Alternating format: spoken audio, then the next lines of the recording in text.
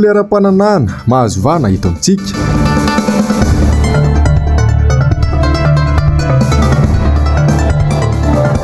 Mpivarotra eny amin'ny komy mandota-penaka terena indram-bola hanamboarana boxa hivarotana.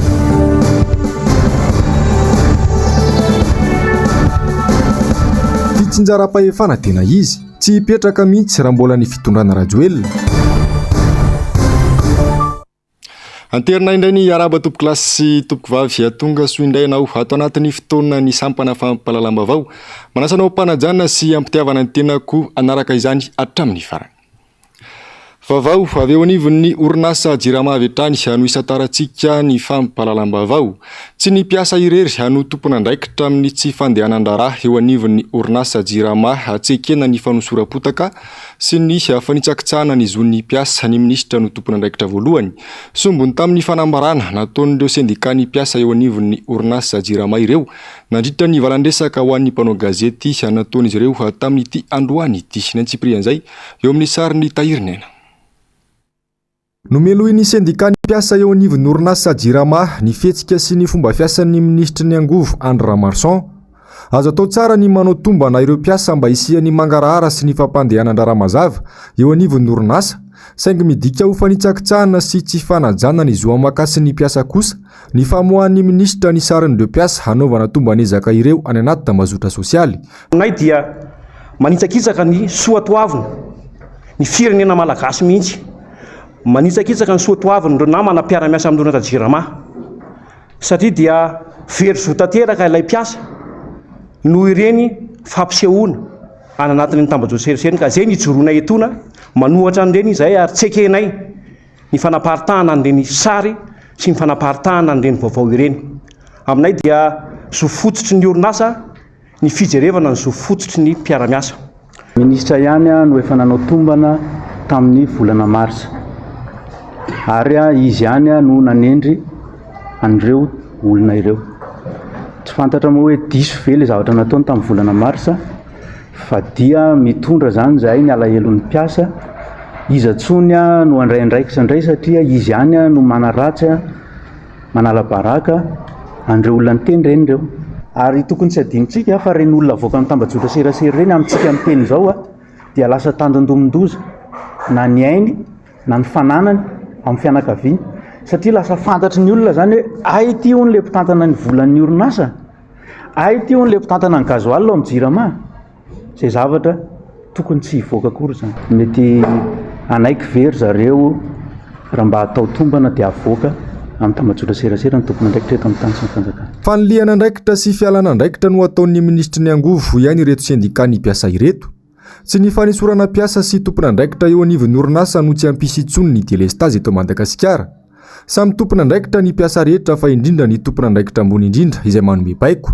Raha misy tsy fampandehanan-draharaha atao anatin'ny Jirama dia lazainay pabe maso fa tsy ny mpiasan'ny Jirama irery no tompona andraikitra amin'izany fa misy ihany koa tompona andraikitra ao ambony maefa miara-miasa aminay izay tianay ny milaza fa miaraka aminay tompona andraikitra miaraka aminay. Izahay dia toy ireny tokotelo mamasana andro reny misy ny mpiasa, misy ny mpampiasa, misy ny mpanjifa.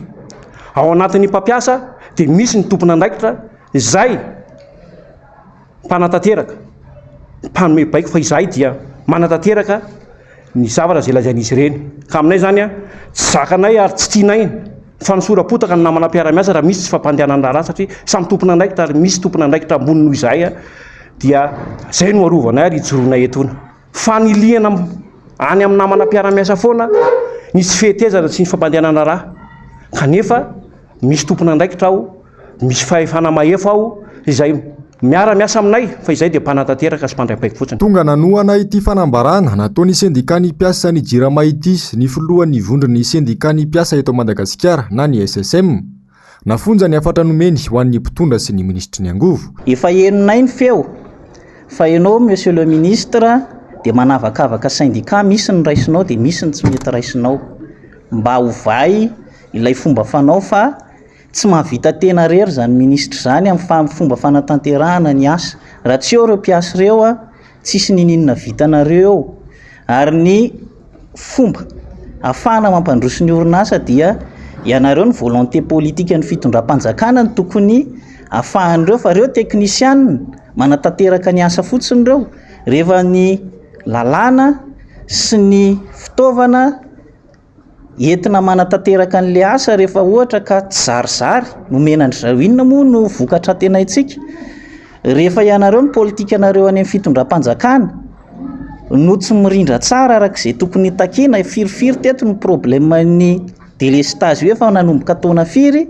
tsy mety voava ary ireo mpiasa ireo mahafantatra hoe izao ny tokony hamahana an'izany olan'ny délestage zany fa saingy tsy eo amin'ilay fahefana ahafahana manatanteraka an'izany fa any amin'ny fitondram-panjakana ambony rehetra any dia miala tsiny miala fondro tompoko fa aza ny mpiasany jirama izay miezaka manatanteraka ny asany no aniliana ny rihatra ny tsy fahombiazana ao anatin'le izy. Ivadika eo amin'ny pejin'ny politika isika fandrebirebena saim-bahoaka sy sinema sisa no ataon'ny fanjakana manoloana ny fiainam-pirenena ankehitriny tsy misy antenana intsony raha izao fitondrana izao ho ny fanehoan-kevitry ny mpanao politika ny senisy ny mpitondra hetsankilany toa manao ny fomba rehetra isian'ny doublon indray ho amin'ny fifidianana ho avy fanadidina eo amin'ny sary ny tahirina enatrany. Kantrano an-trano no fomba natanterahiny senisy ny fanisana ny mpifidy any amin'ny faritra Matsiatra ambony ho ny mpanao politika sady zanaky ny faritra iray androany. Mampanay sahady ny toe-javatra tahaka izany ho ny fanazavany. Manampitrotraka ny fanapa-kevitra no raisin'ny senisy amin'ny fanisana ireo mpifidy any anatin'ny orinasa tsy miankina. Fa ny olona manisa se manisa ny mpifidy dia na havahavan'ny mpiasa ao amin'ny seni na havahavan'ireo mpiasam-panjakana na ny eny amin'ny fokotany.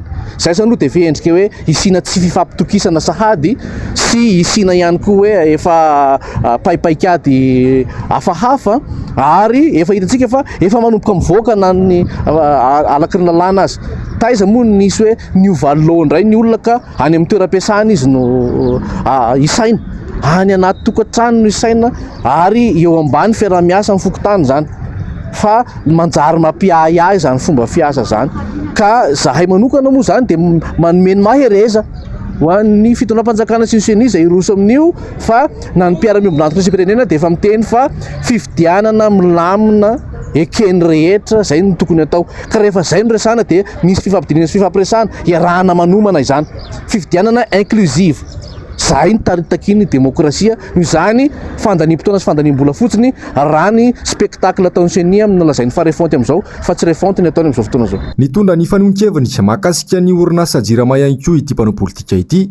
Izao fitondrana izao no tena nanimba sy nampitotongana ny jirama tahaka izao hoy ny nambarany. Efa nisy fotoana efa lasa lavitra tsika tamin'izany resaka jirama zany. Fatatsika zao ohatra tamin'ny fitondrana Ravalomanana dia nilaza ny filora zonamampiana tany Paris fa anisan'ny mividy groupe izay tena mateza hatrany amin'ny 30-40 taona izy tonga ny teteza mita dia nitsapahan'ny mpanao politika tamin'ny teteza mita ny resaka jirama lasa 3 hatramin'ny 4 taona fotsiny sisa ary dia izay koa ny zava-misy amin'ny fotoana izao. Hitsapahan'ny mpanao politika ny fitantanana sy ny lafin'ny teknika eo amin'ny jirama mba ahafahana mamelona ny akamakama sy velomana amina business dia potika le jirama antsika na dia efa nisy aza ny plan de redressement natao nanomboka tamin'ny 2015 hatramin'ny 2018 potika izany amin'izao fotoana izao ka zany irazanantsika ny ministra amin'izao fotoana izao io no nanao recrutement entretien ireo olona ireo tamin'ny volana mars. Zao izy indray no milaza fa mbola hiverina nanao entretien fa nga tsy misy responsable ny ressources humaines ka miandraikitra ny mpiasa ao amin'ny jirama nga tsy manana ny conseil d'administration ny jirama. Efa hatramin'izay no tsy nanana politika sy vilina mazava entina mpandrosoana ny Madagasikara izao fitondrana izao. Lafin-javatra maro no efa tsy mandeha amin'ny laoniny intsony eto amintsika. Mamelo mafy ary mamono malagasy maro ny tsy fampitsakafo amina faritra maro eto Madagasikara. Ny fisehosehoana sy ny fanaovana sinema etsero sisa no anakoma ny fanjakana izany. Fa tsy misy vahaolana treto ny resaka tsy fandriampahalemana izay saika isan'andro tsy mandry andro tsy mandry alina ny malagasy noho ny afitsoky ny asandahalo amiantso vonjy amin'ny mpitandro filaminana manaitra ny tompona ndraiky mpanjakana saingy atao antso anefitra ihany izany. Raha vorazafy maina sy toky Ramarla. Misy fanjakana ve eto Madagasikara? Tsy vao izao fa efa tranga maromaro no nisy ary saika tsy manatsiny hatrany olasiba hatramin'ny von'olona Mahatsiravina. Vao niala teo tany Vondroso faritra Atsimo Atsinanana, tanàna kely iray no nota Fiandahalo. Tsy vita mifandrombana fa voatsinjonantsy, voakapa famaky ary nidoran'izy ireo velona izay tratra nalana vavy hatramin'ny zaza. Tsy misy kosa nisa mazava mahakasika izay, tsy mbola naharenesa mbavaoaka ihany koa ny avy anivony mpitandro filaminana izay saika tara oriana vao tonga any amin'ireo toerana hitrangana loza mahatsiravina tahaka izany. Misy fanjakana veto Madagasikara tany amin'ny distrika Anampanitany Beteza ihany koa, lehilahy iray no maty voativitry ny dahalo teo amin'ny atony. Ny eo tsy vita fanadihadiana, ny eo mitombo ihany ny fanafian-dahalo. Tany Ambolitarakely Akazobe izay marihana fanitrangana toy izao ihany koa, saingy tsy hita izay vokatry ny fanadihadiana. Fiarovana ny vahoaka sy ny fanana no takiany rehetra ary fanaovana laharam-pahamehana ny fanomezana asa sy fitandrona ny filaminana. Raha ny zava-misy anefa samy miaro ny tena ny tsirairay, hany ka raha misy sendra ny vona tampoka tsy misy mamonjy no ny taotry ny mpangalatra izay saika manana fitaovam-piadiana mahery vaika sy betsaka lavitra no mitandro filaminana. Mbola mipetraka hatramin'ny androany ilay fanontaniana hoe misy fanjakana veto Madagasikara, raha variana manao fety, manonofy ary mampanantena pokatin'ny vahoaka sy ny any amin'ny sehatra iraisam-pirenena ny filoha malagasy, mianao anaty fahantrana sy fandriampahalemana kosa ny mponina entiny. Ny tena zava-misy marina, tsy ambaro eo amin'ny sehatra iraisam-pirenena ary mbola misy ireo mahasamilaza fa tsy misy fahantrana ary mandroso i Madagasikara. Mitombony tamin'ny olona matin'ny kery ary mihitatra ireo fatra ahitana izany eto amintsika. Ny vidin'entana tsy lazainy intsony fa kavitsiana sisa no tena mahazaka amin'ny vidy vary sy mihinan-kena. Ny ankamaran'ny olona tsy anasa ary mangataka ny betsaka eny an'arabe, ireo any ambanivohitra indray miororo amin'ny asan-dahalo. Mahakasika izay tranga tany Vondrozo izay indrindra dia nitondra fanazavana momba io anisy olomam-bahoaka voafidy tany an-toerana tamin'ity androany ity nambarany fa valifaty no anton'io fandorana velona io vehivavy io mantsy no isanina fantatra ireo dahalo raha nanao fanafiana io tanàna io tany aloha. Azero Menminjanary sy Mateo Prince. Ny aliny alahady fa enina ny volana novambra teo tao amin'ny tanàna antsoina hoe Nabeza, komina Andakana, distrikan'ny Vondrozo, faritra Atsimo-Atsinanana no nisy ny fanafiana tamin'ny fomba feno abibiny. Tokantrano maromaro no lasibatra tao anatin'izany: tsindronantsy, fikapana amin'ny famaky ary fandorana velona. Zazavavy kely ny iray tamin'ireo olona efatra mianaka ny dorana velona tao an-tranon'ireo. Valifaty no anton'izao zava-misy izao, hoy nisy olom-bavam-bahoaka any an-toerana. Tamin'ny tapabolana nisy tafika tany amin'ny komina antsoina hoe Yamonta, dia nisy fandorana tanàna mitovy tamin'izao ihany koa. Dia rehefa avy eo nitohy ilay izy dia io olona may, le ray aman-dreny may miaraka tamin'ilay zaza io nahatazana an'ilay dahalo nitondra an'ilay omby tamin'izany fotoana. Dia efa napozipozy ny hony raha fitantaran'ny olona zany hoe tsy maintsy iverenany ireny.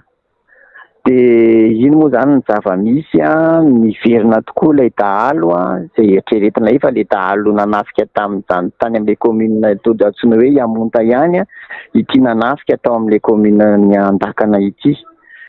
Io komina io mihitsy no efa malaza ratsy amin'ny resaka asan-dahalo. Izay zany ny tena olana. Fa amin'izao fotoana izao zany ny tenako dia miara-miasa amin'ny OMC, mangataka zany opération de grande envergure izay ho atao ao anatin'io komina Andakana io sy ny distrika iray manontolo mihitsy ary ny distrika izay Fanilabodrindrina, satria misy ifandraisany daholo izay distrika Fanilabodrindrina ao, distrika ny Vondrozo, distrika ny Farafangana ary ny distrika ny Vohipena. Tsy ampy ny mpitandro ny filaminana ka tsy matahotra manao fihetsika tahaka izao ny dahaloko hiatrany ny nambarany no mafisiny ihany koa fa hitrangana anoanana any an-toerana ka mirongatra izay tsy izy ny asan-dahalo.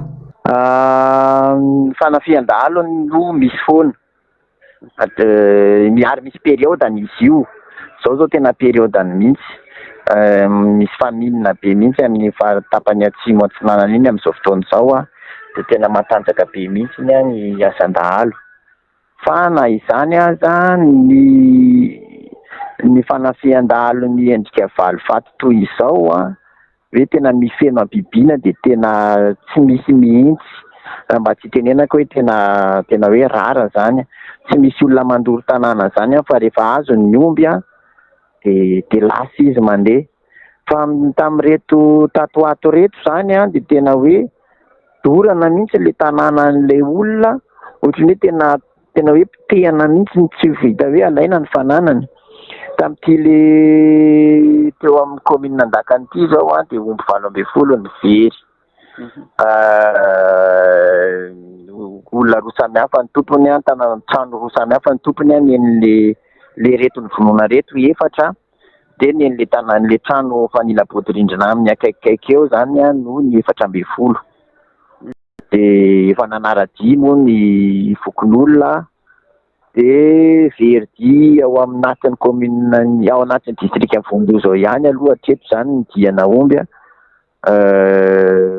dia efa mandeha moa zany ny enquête ny tompona andraikitra fa dia efa mandeha ny fanadiadiana mahakasika ity raharaha ity ho ihatrany isy olom-bavambahoaka mandry tsy lavoloha tanteraka ny mponina any ka fanapahan-kevitra ny raisiny ny fiaraha-miasa amin'ireo emo ao an-toerana ifanapahan-kevitra io izay tsikaritra ho docteur Aprela Moriany.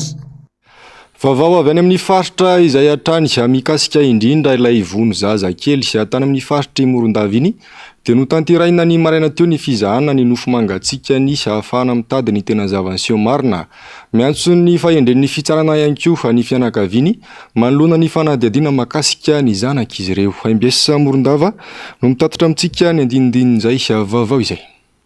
Mahakasika ny raharaha Fleuris ilay zazalakely hita faty tao anaty piscine. Mifantatra ary ankehitriny fa mpizahatany Espagnol iray sy gasy miisa 3 samy miasa ao amin'ity hotely iray lehibe eto Morondava ity no voasambotry ny polisy pirenena ary efa nadoboka eny amponja Vonjimaika amin'izao fotoana izao. Na eo aza nefa izany rehetra izany dia mametraka amin'ny ny fianakaviana ary miaya ihany koa amin'ny fatin'ity zaza ity satria misy trangan-javatra hafahafa ayahin'ny fianakaviana manoloana an'izany nofo mangatsiaka n'ilay zazalakely izany. Nanapa-kevitra ny fianakaviana ho amin'ity anio ity fa hitondra ilay fatin'ny zaza ho atao autopsie etsy amin'ny hopitaly Namaora Morondava ihany koa mialohan'ny hitondrana ny nofo mangatsikany any amin'ny commune Bemanonga iny ho amin'ity anio ity. Eo andanin'izany mametraka ny ayainy ihany koa ny fianakaviana manoloana ny fomba isamborana an'ireo olona tsy matahototy sy mavanondoza ireo ka mametraka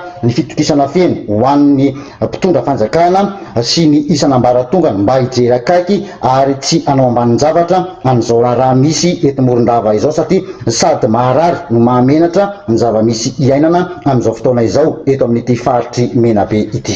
Salama tompoko izao Fleuris milaza vaovao aminareo fa mikasika an'ilay fandevelana sy mikasika an'ilay autopsie. Androany amin'ny 10 miala avy ao an-trano tompoko Fleuris mety natao autopsie amin'ny hopitaly manara-penitra Namaora. Dia rehefa vita ny autopsie dia mbola andesina eny Bemanonga izy dia mbola eretana tereny androany arrivé rapitso amraika amin'ny volora zay mandevana eo Bemanonga ihany. Dia mahakasika an'ilay autopsie ny haihay manko zay fianakaviana fa ohatrany tsy resaka viol tsony le izy fa le trafic d'organe le raha tena simba le zaza kely tena simba vavany misy zavatra jaune voaka avy ao androvy dia simba le tareny nefa amin'ny kibony koa tsy normal zany zay naovana autopsie hoe anamarihana tsara hoe inona marina dia zavatra niseho tamin'io andro resaka viol ve le raha resaka trafic d'organe zay zany mba tena fantarina dia matoka anareo zahay anareo zay injection zay autopsie zay fa amin'ny valiny marina zay zany tsy marina no mitadiavinay tsy maintsy voaka foana ny marina sy tsy maintsy tadiavinay tsy amin'ny farany inona zavatra niseho tamin'io andro tsy maro dia zavatra tsy mazava zany tamin'io andro izay mba tena hoazavaina tsara asika ny tsarana aloha mbola tsy nahazo mifavoa maro potra zahay fianakaviana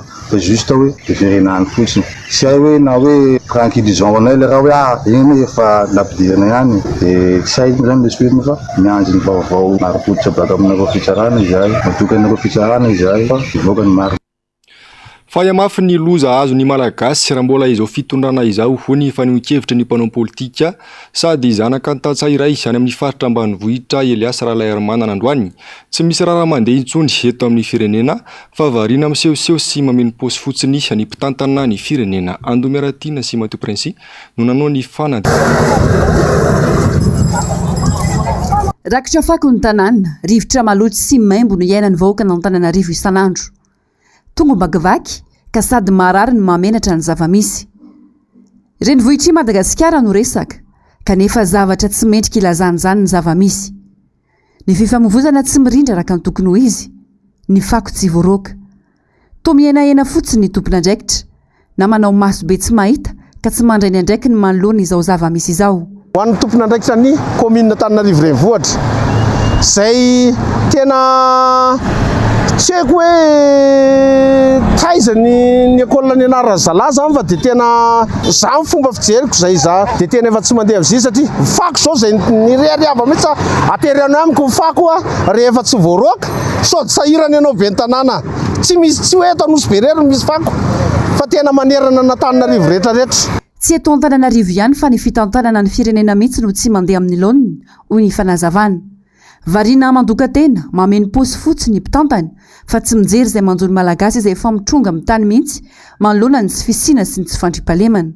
Ny tsy fihetezana zany dia efa eraha mahita zany tsy fandripahalemana zay nidradradradrain'ny filompinay tao anaty velorano fa numéro 1 velorano numéro 1 zao nefa ny tsy fandripahalemana vao maika me mafy azy zay ray ngeda be indrindra ny sosialim-bahoaka zay tsy mandeha amin'izay izy itsony tsy misy olona mandeha tsy misy zavatra mandeha amin'izay itsony ny zavatra misy afa dia laha ny andro amin'ny oeraoera ny filohantsika ny tompona andraikitra zay tendrena tsy manao ny asany fa mijery fotsiny manao mamemy posy vokatry ny tsy fahaiza mitatana tena tsy fahaiza mitatana tsy ao anaty tsy misy ao anaty tsy misy aminazy mihitsy zany zany tsy fahaiza mitatana satria rehefa marary ny vahoaka malagasy dia fasina ny namboariny. Fampitehana trano no misy eto ary amafy zany ny fanazavana ramboly izao. Mitaky ny fijoroan'ny rehetra ny zava-misy. Tsy fotoana hipetrapetrahana sy hitsetserana fotsiny izao fa mila fandraisana andraikitra ary fasahiny rehetra. Any ampelantanany tsiraray ny hoaviny ka samy tompona andraikitra amin'izany rehetra ka ahay hamaritra sady dian'izao ny hoaviny sy ny taranany. Isan'ny mampitaraina ireo be ny tanàna ny tsy fisian'ny fitsinjaram-pahefana eto amin'ny tany sy ny firenena ankehitriny. Mivangonga ao andapa avokoa ankehitriny ny fanapahan-kevitra rehetra hasarotra ny anatanteraina io fitsinjaram-pahefana io raha mbola izao fitonana izao. Hoy ny be ny tanàna iray androany raha niresaka tamin'ny mpanao gazety Zero Menjanahary sy Mathieu Prince. Anara sisa tsy maty ilay antsoina hoe fitsinjaram-pahefana izany hoy ny be ny tanàna ny komina Alasora androany. Raha tafaresaka taminay makasika ilay voambolana vaovao ny fanjakana. Décentralisation émergente no voambolana vaovao ampiasain'ny fanjakana ankehitriny. Izay lazaina fa drafim-panarenana fitsinjaram-pahefana miabo. Tena miaina izany décentralisation izany ve anefa ireo vondrom-bahoaka paritra hitsinjaram-pahefana ireo. Manahirana le hoe tena izy amin'izao fotoan'izao moa tsika ohatran'ny miova indray le izy fa ny zava-misy aloha dia zao ny commune zany tsy maleo tena eo amin'ny resaka fahefana.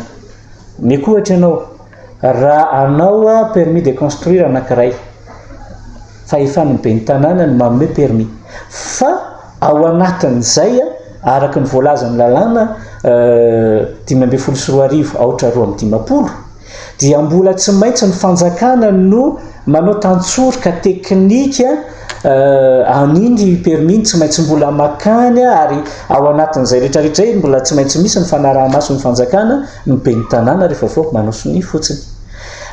Eo ihany koa ohatra zany ny hoe zavatra zay atrehany ety amin'ny commune tsy dia tena hoe maleo tena loatrany zany ny commune fa mbola tsy maintsy miankina amin'ireo sampandraram-panjakana maro samihafa. Ny lehibe ny faritra izay voalaza ny lalam-pandrenana fa vidiana novaina au gouverneur mba ahafahan'ny fanjakana manendrola izay tiany. Tahaka izany ihany koa ny varitany.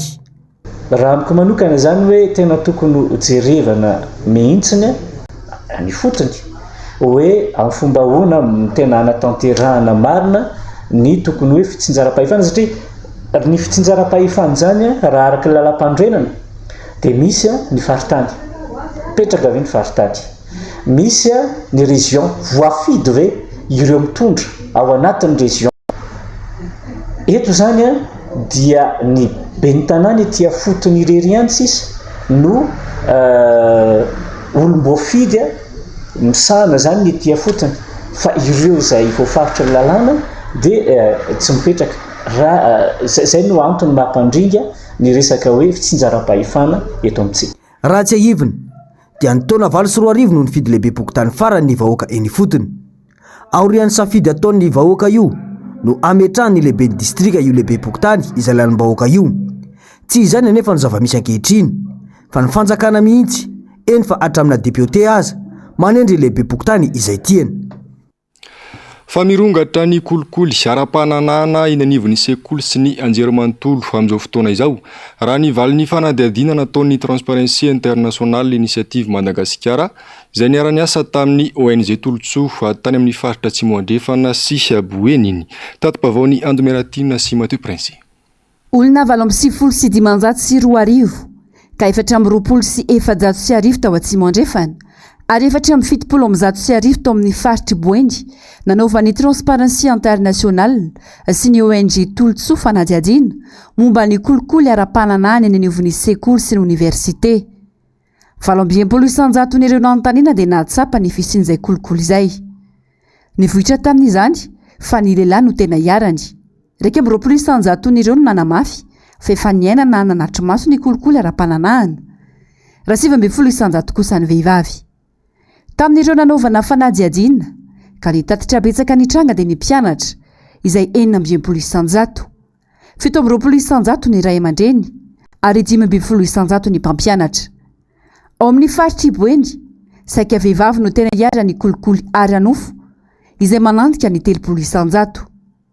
Any amin'ny kilasy fahadimy na kilasy de 5e dia efa ahitana io tranga io, izany hoe eny amin'ny ambaratonga faharoa. Mirongatra kokoa ny trangana kolikoly amin'ny sekoly mpanjakana raha oharina amin'ny sekoly tsy miankina. Tambony ara-nofo, takalony naoty tsara amin'ny fanadinana no tena betsaka. Misy ihany koa ireo mpianatra no manao firaisana ara-nofo mba ahazona ny naoty tsara amin'ny fanadinana na koa mahita laza adina mialoha sy ny maro hafa. Raha efatra anka dia iray amin'ny efatra no miseho ny anivon'ny anjerimanontolo. Fa kosa indray nanomboka any amin'ny kilasy de 5e zany dia efa nahitana an'izay araka ilay fanadihadiana zany nanaovanay dia ireo izay namaly azy dia efa niteny hoe manomboka any amin'ny kilasy de 5e dia efa ahitana an'izay zavatra izay. Dia tamin'ity indray mitoraka ity zany lycée indray no tena betsaka ilay kana corruption sexuelle. Ny fisehoany moa zany mitovitovy ihany hoe manomboka hoe mikotikôty ilay mpampianatra dia avy eo mipromettre zavatra be dia be hoe misy aide financière, mety hoe etoan'ny fianarany, mety hoe etoan'ny fianarany iray manontolo zany ilay ankizy. Dia rehefa avy eo mety tafalatsaka ilay ankizy dia manao an'izay zavatra izay. Mety koa nefa ny hoe tratra menace ilay ankizy dia tsy maintsy voatery manaraka an'izay sitrapon'ilay mpampianatra. Maro ireo efa nijoro vavolombelona momba ny fisian'ity tranga mamoetra ity ary voatery nandao ny fianarany mihitsy ny sasany ialana amin'ny trangana kolikoly ara-pananana. Tsy ny mpianatra ihany anefa fa misy tompona andraikitry ny sekoly sy ny mpampianatra iaran'izany ihany koa raha nivaly ny fanadihadiana trany. L'investigation fa nisy ankizy mihitsy zany natsona encadreur izy dia netiny hoe ahoana ny atao amin'ilay noty dia natsony ilay ankizy hoe andao aty amin'ny plage ohatr'izao any Tuléar zany dia nisotro apéro izy nitadidiko farany izay nataon'ilay ankizy tao anatin'ny investigation niaraka nanao apéro zay dia izay nitadidiko farany fa avy eo tsy tadidiko intsony dia avy eo zany ilay izy nitantarainy tamin'ny mamany dia hoe tena niabusen'ilay mpampianatra izany hoe tsy vita corruption sexuelle intsony fa tena efa nisy abus sexuel mihitsy tao anatin'ilay izy. Zay zany anisany anankiray dia ny anankiray koa zao tena hoe ao am-pianarana ilay ankizy dia hoe kitikitihan'ilay mpampianatra nonony tena hoe en plein cours ao zany dia menatra ilay ankizy dia faran'ilay ankizy tena niabandonné an'ilay fianarana mihitsy tsy nentina noho an'ilay izy tsony. Tsy mahasamborika ny ankamaroany ireo niarany kolikoly ara-pananana ary miemotra ametraka fitarainana noho ny enatra, tahotra sy ny valifaty samihafa. Tsy mbola misy raha teo ny lalàna miady amin'ny kolikoly ara-pananana eto Madagasikara ka antony goavana mampahazovahana izany. Na molavolany PISES na ny pacte d'intégrité corporelle dans l'éducation et de l'enseignement supérieur ny Transparency sy ny ONG Tolotsoa iadina amin'ny kolikoly ara-pananana indrindra ny ampiaran'izany eny amin'ny sekoly sy ny université eto Madagasikara. Dia izy io zany karazana hoe prévention sy sanction ho atao zany amin'ireo izay manao azy na mpampianatra na mpianatra dia io mbola anaovanay atsisika amin'izao ary ampitaina moa zany raha misy tompona andraikitra miaino amin'izao fotoan'izao hoe alan'io ilay PISES io fa anisany hoe fitaovana mahomby entina misoroka an'izay fisiana kolikoly ara-pananana niveau sekoly izay dia izay zany aloha ny anaovanay hoe fitakiana mba hiadoptena ilay izy mandrapisany ilay lalàna satria mbola tsisy lalàna manafay an'izany kolikoly ara-pananana izany eto Madagasikara amin'izao. Tsikaritra fa mahazovana eto amintsika amin'izao fotoana izao ireo karazana herisetra ara-nofo. Vao 13 taona ny zazavavy iray dia efa mirosa ady amin'ny fivarotantena eny anivony Tamazotra Antserasera sena amin'ny fiarahamonina. Sy tantiony ihany fotsiny izany. Hita rafana ny zava-misy fa mahantra ny firenena any ka samy manao izay ameloma-tena sisan'ny rehetra ny fandraisana ndraikitra raha teo tsy misy na tsy ampy any ka samy manao izay daniny kibony rehetra na hitzao aza fa mampivarina kady. Vaovao ny finoana kosa indray dia fitombavaka lehibe no nentina nanokafana ny taom-pianarana ho an'ny sekoly miombona ao amin'ny FFKM. Ny tony nasionaly ny FFKM no nitarika izany sy atetsy amin'ny akara Tsaramasay. Nitodika manokana tamin'ny mpanabe ny afatra izay nataon'ny toniny FFKM nandritra izany sy Azero Menjanary sy Mathieu Prince. Vory teto amin'ny fiangonana Ekara Tsaramasay ireo solotenan'ny mpianatra sy ny mpampianatra ary ireo mpitantana sekoly izay mivondrona ao anatin'ny FFKM. Fanokafana amin'ny fomba ofisialy ny taom-pianarana taona 2024 sy ny taona 2024. Nitarika ny fitombavaka nandritra izany ny tonia nasionaly ny FFKM. Sambany ho an'ireo sekoly ny finoana mivondrona ao anatin'ny FFKM. Ny fanokafana miaraka ny taom-pianarana tahaka izao saingy isy ny ezaka sy fampidiniany mba anoizana izany mba anamafisana ny mahiray ny FFKM hoy ny fanazavana. Efa ela moa tsy nisy zay fiambonam-bavaka izay na fiarahan'ny mpianatra tahaka izao ary dia matomboka indray izy tia mba hanehoana tokoa fa tena velona ary indrindra miombona ny sekoly ihany koa atao anatin'ny FFKM. Tsy hoe miombona anao inona moa fa dia miombona amin'ilay sehatra hoentina mampitany amin'ny endriky ny fanabeazana. Zay zany no isan'ny antony fotoana androany natanterahana ny fiambonam-bavaka ary indrindra ihany koa fanamafisana n'ilay komity izay mandrafitra an'izany seapana sikominika momban'ny fanabeazana zay. Ka fotoam-bavaka ny tanterahana androany fa ireo komiteny CFA dia mbola andinika ihany koa ny amin'ny hoe inona sy inona no lalana mety ahafahana mindroso hatrany amin'izay fanamafisana ny fiambonan'izay. Nitodika manokana tamin'ireo mpanabe ny afatry ny toniny FFKM nandritra ny fandraisam-pitenenany. Tsy mitsahatra mitotongana ho izy ny fanabeazana eto amintsika ka miantso ireo mpanabe mba hilofo hatrany anatsara izany fomba fiasa izany. Somary misy mitotongana ihany amin'izao fotoana izao na ny fari-pahalalan'ny mpianatra mahita izany moa isika rehefa mitsara ny fanadinana fa dia hita hatrany ny fitoganan'ilay seha-panabeazana eto Madagasikara. Izay indrindra no nitodiana tamin'ireo mpanabe mba hanao zava-dehibe tokoa ny sehatry ny fanabeazana ary indrindra moa ny antso izay ataon'ny mpanabe matetika aty amin'ny sekoly tsy miankina dia izao hoe mba tsy atao takalonaina intsony ny fanabeazana fa mba ho tena ho lara-pahamiana ary indrindra ny rafi-panabeazana mba hanana rafi-panabeazana tena mipetraka tsara isika satria matetika dia misy fiovaovany foana izay rafi-panabeazana izay ary izay no mahatonga ny afatra mentefany amin'ny mpanabe ihany koa hoe na inona moa rafi-panabeazana entina dia ny rariana samy hanao ny asany ampamatorana sy antsakany sy andavany ireo mpanabe. Mahakasika kosa ny fanampiana avy amin'ny fanjakana dia nambarany fa samy manana ny fandaminany ireo sekoly tsirairay. Tsy mbola nisy na raha io fanampiana io ny sekoly tsy miankina ao anatin'ny FFKM ary mbola miankina amin'ny ministera ihany koa ny fanomezana izany ho an'ny sekoly na tsy. Eo amin'izay vaovao ny finoana izay hatrany efa vonona ny fandaminana amin'ny fiatrehana ny Zaikabe fa 420 ho an'ny foibe FFKM isy departemanta maro ifandinika mandritra izany. Tsy afa-misaraka amin'ny fiainam-pirenena ny fiangonana ho ny fanazavana ary manana andraikitra sy adidy anabe ny olom-pirenena ny fiangonana. Azero Menjanary sy Mathieu Prince hatrany. Ny 20 ka hatramin'ny 420 ny volana Novambra izao no anatanterana ao Ambatondrazaka ny fionambe fa 420 ho an'ny foibe ny FFKM. Ho tonga hiatrika izany avokoa ireo zanaky ny FFKM. Efa misy ny fandaharam-potoana voarindra mandritra izany ka isany ao anatin'io ny mahakasika ny fandinihana ny raharaha eo anivon'ny fiangonana FFKM sy ny firenena. Any Ambatondrazaka zany no miaraka miona ny solotena ny fiangonana 4 tonta izay folofolo avy eo ihany koa solotena ny faritany FFKM misy 530 faritany FFKM izay andefa solotena 2 avy hiatrika an'izany. Eo ihany koa ny sampanasa foibe izay misy sampanasa vala atao anatin'ny FFKM mandefa solotena 2 avy dia ankoatran'izay ny vomera sy ny sanasa ao anatin'ny FFKM dia hanana solotena ihany koa hiatrika an'izany. Eo ihany koa ny fikambanana mampely baiboly malagasy sy ny FFKM sy ireo mpiara-miasa amin'ny FFKM dia manana solotena ihany koa miatrika an'izay komity foibe izay.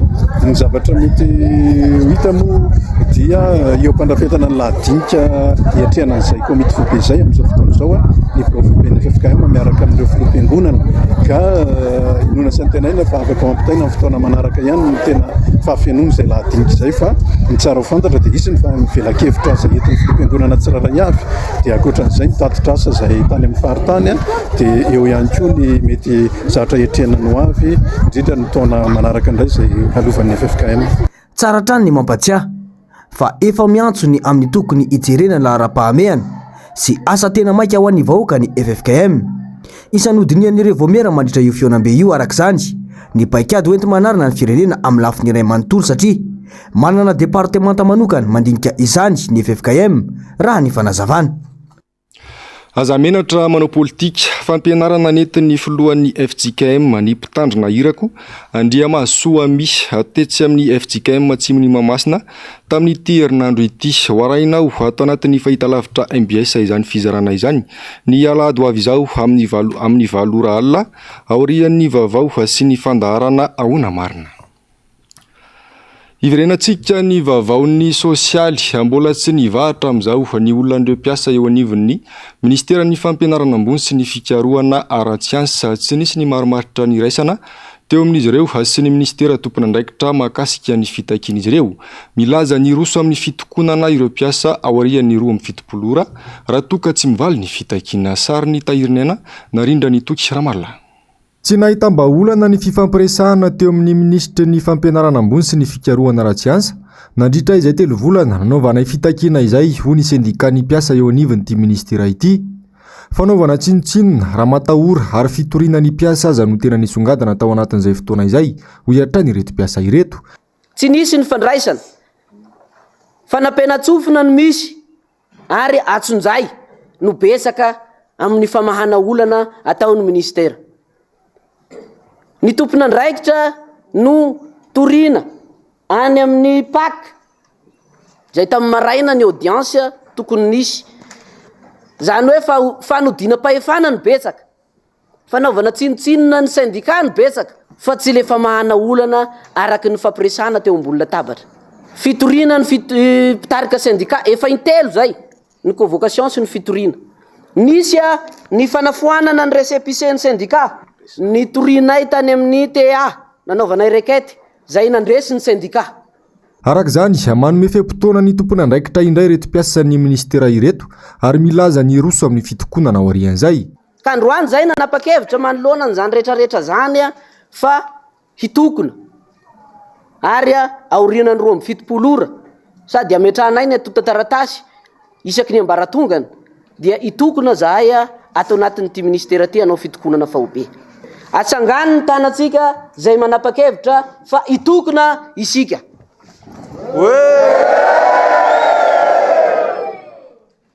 Raha mbola tsy misy ny famahana olana dia mety hiakatra mafimafy kokoa ny fitokonana satria zahay dia tsy hijanona amin'izao raha sy tratra io tanjona io tafiditra budget général ny mpiasan'ny centre ary azonay ny indemnité de technicité zay zo fototra tokony ho sitrahanay raha araky ny andraikitra zay mpanaovananay atao anatin'ity ministera ty zay hitovizanay amin'ny PAT ny université zay mpinamanay ihany koa.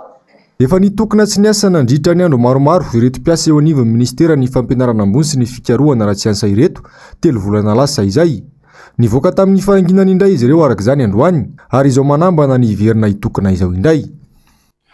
Fahaterena indambola hanamboarana ny box ao ampiasainy eny amin'ny tsena vaovao Koum 67 hektara ireo mpivarotra nafindra tetsy andotam-penaka amin'izao raha nambaran'izy ireo efa mandeha ny resaka fa vita ny fifanarahana eo amin'ny orinasa sy ny banky anao izany ka manonitra sisa no ataon'ny mpivarotra atao anatin'ny 2 taona nilaza ny tsy anaky izany izy ireo ary mangataka ny hanomezana lalana ny mpivarotra anamboarana ny tsena araky ny fenitra efa napetraka. Andomeratiana sy Mateo Prince.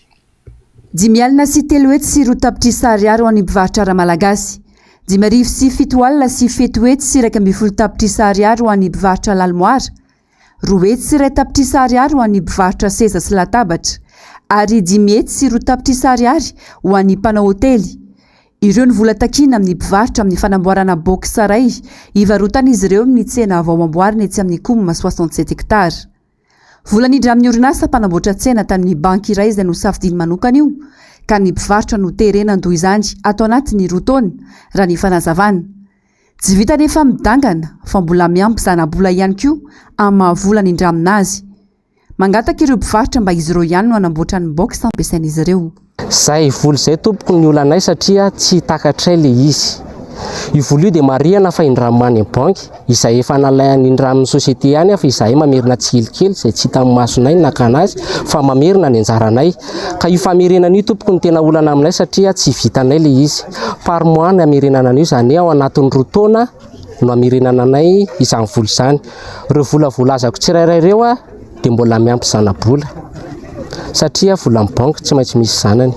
Dia izay tompoko ny tena olana anay hoe mangataka izahay amin'ny tompona andraikitry ny commune aleo izahay hiverina any ankomma dia izahay no mamboatra an'le tsena satria raha izahay mamboatra an'le tsena eo ny banky mety ilainay le banky indramanay le vola fa tsy mahatratra an'izany vola izany ny vola laina ihany fa mba kelikely tompoko. Ka izay indrindra tompoko ny etaetanay sy fanirinay aleo izahay hiverina dia amboatra an'le tsena amin'ny endriny zay tiavan'ny commune azy amin'le efa vita ao ataonay copie-coller amin'io mihitsy le izy satria raha izahay manao anazy dia misy matoky izay efa tanteraka anay le izy satria zavatra vidinao tsy zavatra izahay mamorona azy fa zavatra eny magazay daholo dia mandrafitra fotsiny nataonay tompoko.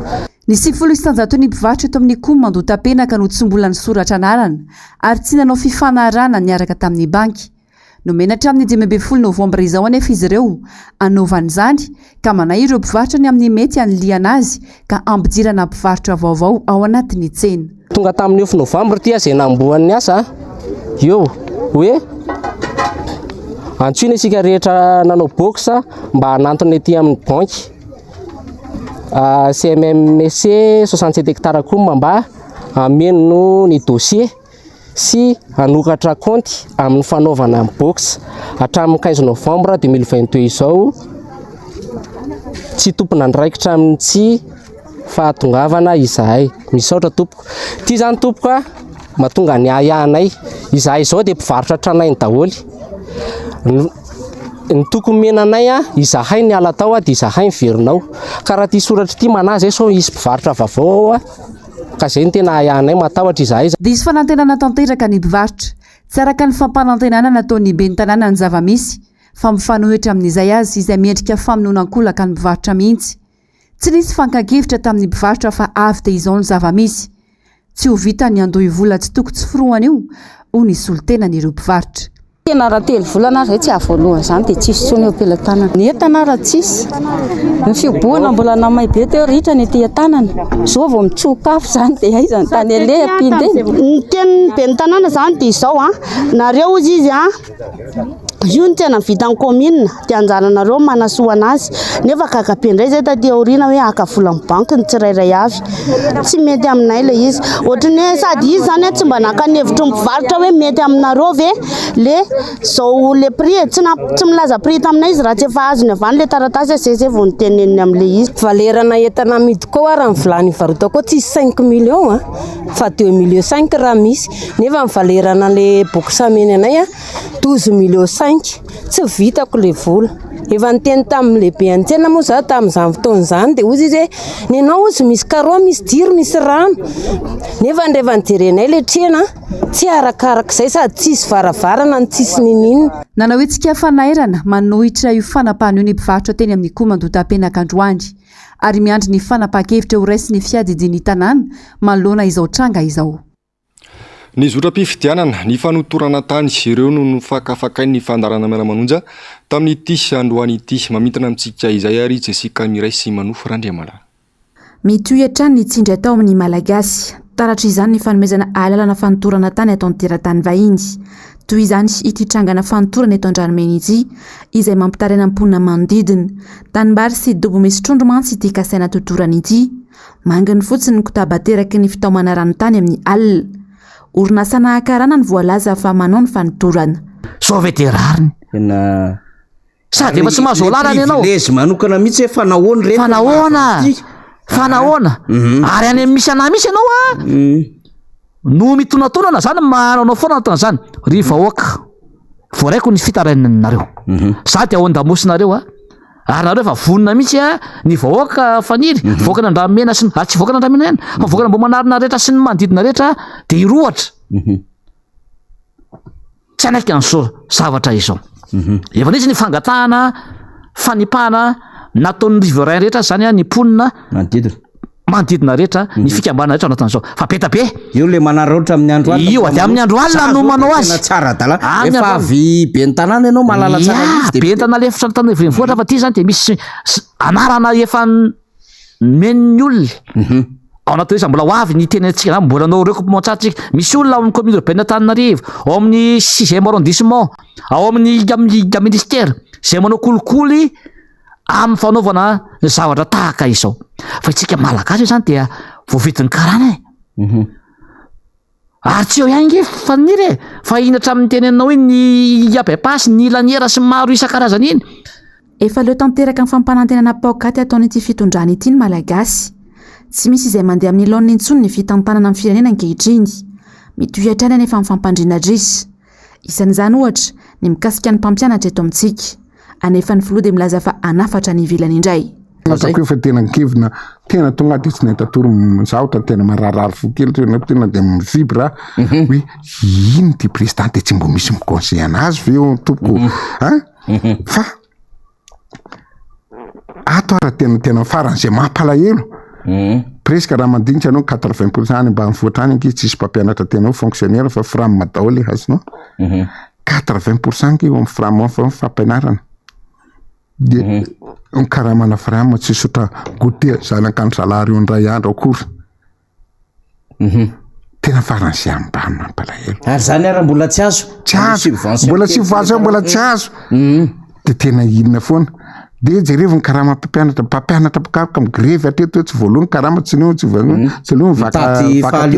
tady faly vatena tsy voalohany rehetrarehetra bourse ampianatra 4 euro nge tompoko 5 euro amizao vona zao 4,5 io de tsy voalohany ary tena titritiako an'ity le ministre mahay zavatra tena hoe balany bo teny tanao tsy maha hoe tifidanitra mahavofe haky an'zoany eky de aiza reto tompoko nefa ando vola be rasana otrina sy miga otrina mpampianatra any ivelany tsy rasaka efa mahakarama mpianatra ataoko hoe mpampianatra eto mpampianatra fa 2020 ny karamana professeur mbola plus ny zavatra rehetrarehetra ny andaminy telo lozimana mampatafakatra mpampianatra 30 raha mizavatra misy tamitsika de tena hoe de milingilingy tena izy tena tsy hainareo zalahy fa tena zaho aty président tena mangafy anao tena tsy hofana fa mamindry tena falomba ena mela anao fa tena manimba zavatra be tabe santionany amin'ny fiainana iainany malagasy andavanandro ireo ny tsindry sy ny antsonjay iainantsika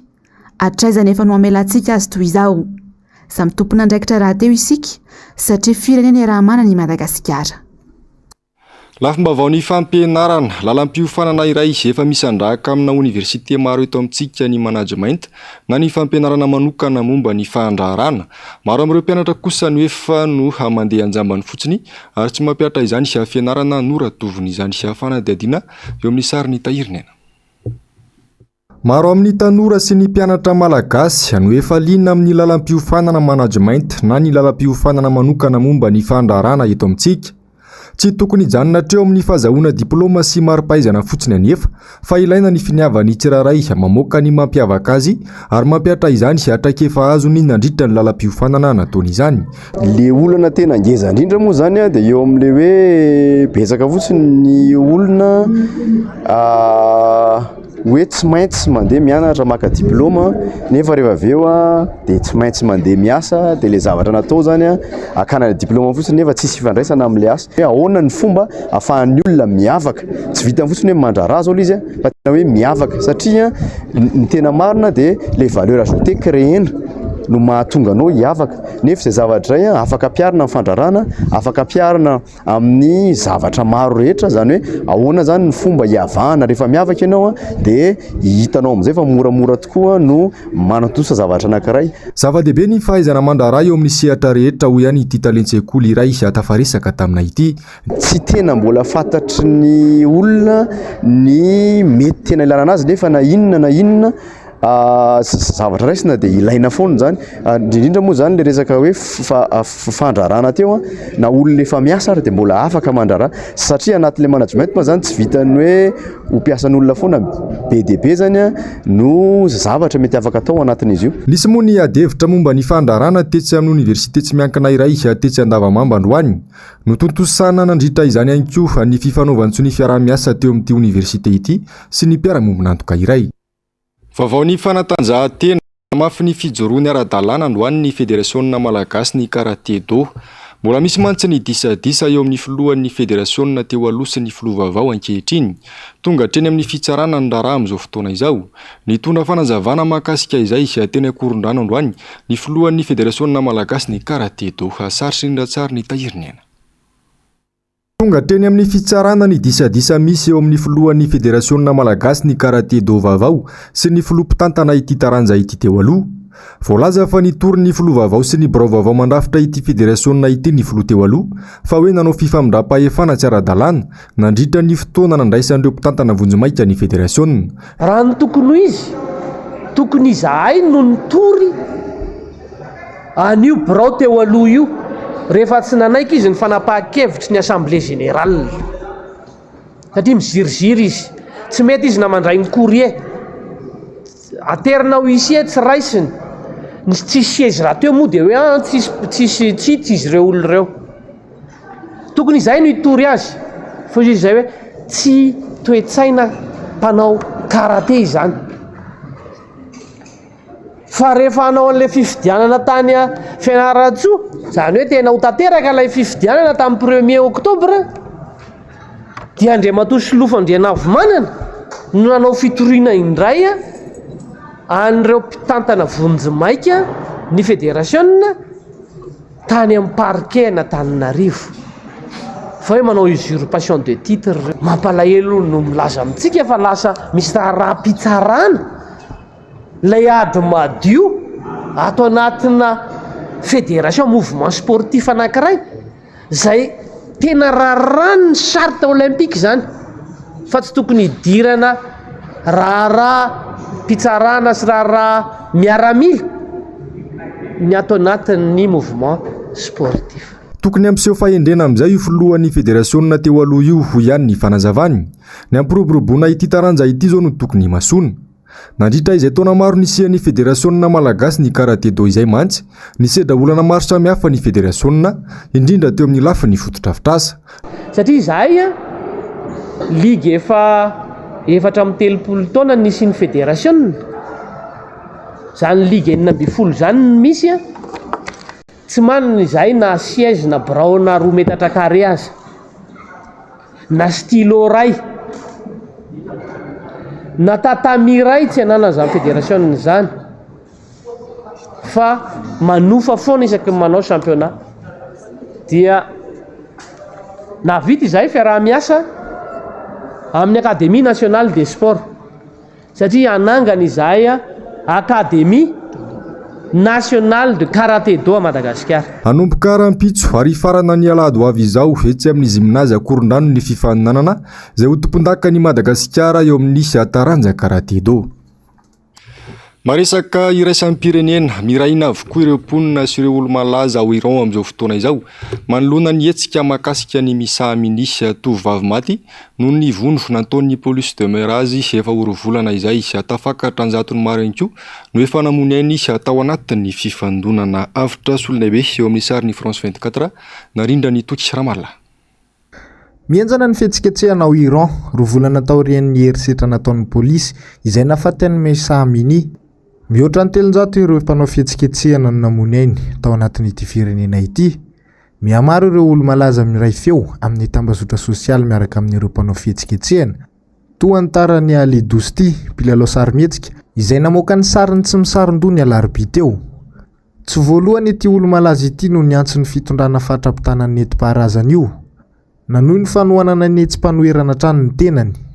Tamin'ny andro nahafatesan'ny Mesa Mini, ny 19 septambra teo dia nanao fanambarana izy fa maty tsy nanao ninino ny Mahsa Amini raha niantso ireo mpanaradia azy tantaran'ny fiainana Ampahibe Maso. Namoaka tononkalo fohy ihany koa ilay mpilalao sarimihetsika izay adika tsotra hoe Ny fahabanganao ny fifindramony ny vorona pihira dia tsy midika fiafaran'ity fikomiana ity. Hatramin'izao dia mienjana trano ny tady eo amin'ny fitondrana sy ny vahoaka.